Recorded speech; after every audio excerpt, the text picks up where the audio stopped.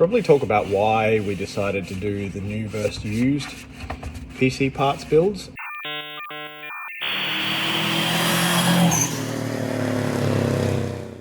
The reason for that was it was basically to see what was better value for money. Okay, I'm going to come out with it. I think we may have done the maths a little bit wrong on that, because, like, much as we took into account the pricing, and that's all well and good, we did dollar for dollar kind of thing. That's not really all there is in value, and like in the quote unquote cost of building the thing, because it took me 2 1-hour round trips to get the parts for mine, as well as hours upon hours of searching on Facebook Marketplace, Gumtree. Where else did I search? One of the techie forums that I'm on. Where was the other place? Oh, eBay, of course, eBay. To try and find stuff, and like, I mean, I'm looking on there all the time for stuff, but stuff like this. And if you take that time into account versus like walking into a computer shop, and just picking up the parts new, especially now with the performance that you get out of a Ryzen 3, because that's what I was up against. And so far from what I've seen, like I said, benchmarks aren't finished yet, but from what I've seen, well, at this point today, as of now, benchmarking isn't finished yet. Performance of the Ryzen 3 for the price, really, really good. Hey, like, I'd have one. I'd definitely have one for the price. That's just, yeah. You'll see the numbers when we release the benchmarks. It's really good, considering that my computer build was a 3570K, which is a 3rd gen Intel processor in the Core i series, and we're now up to the 9th gen. So if we're talking roughly one a year, that's what, 6 years ago? I don't think it is one a year, but just for the sake of example, let's say it's 6 years old.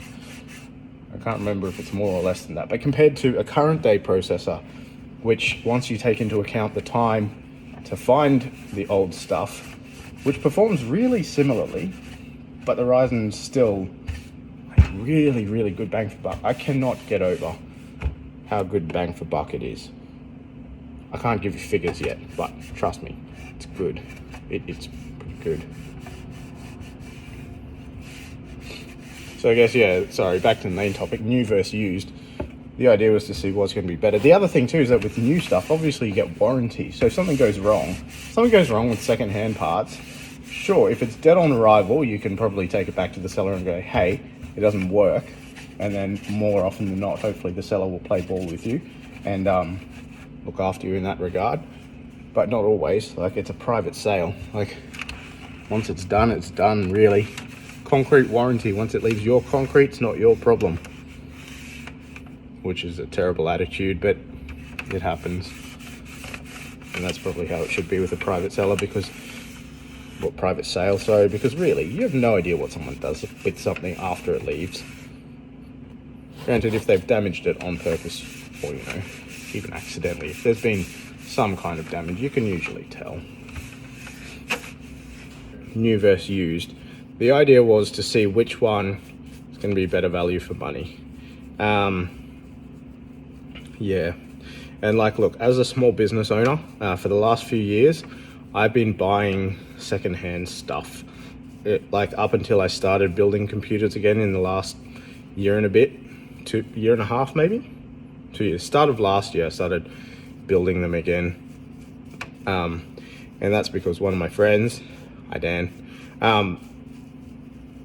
he found this really cheap combo of motherboard, CPU, and RAM. I think it was a Gigabyte P68 chipset, Z68 chipset. Was it P or Z?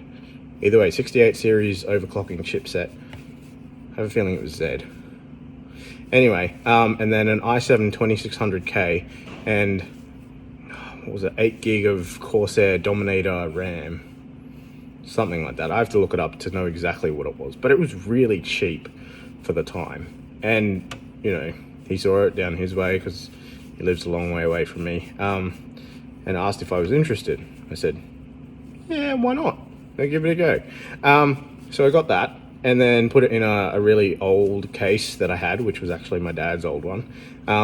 And that didn't last very long. Like, I had it in there and then I pulled it out and I got some more stuff and some more stuff and some more stuff and kept upgrading and going. And now, well, on my desk is a Ryzen 1700. So yeah, that escalated quickly. And that's pretty much how I got it back into nerding out. Even though it's rammed up more lately, that kicked it off. So thanks, Dan, if you're watching. I totally hold you responsible for all of this, which is not really a bad thing, so I wouldn't be too worried about that. I hope to see you next time. Thanks, bye.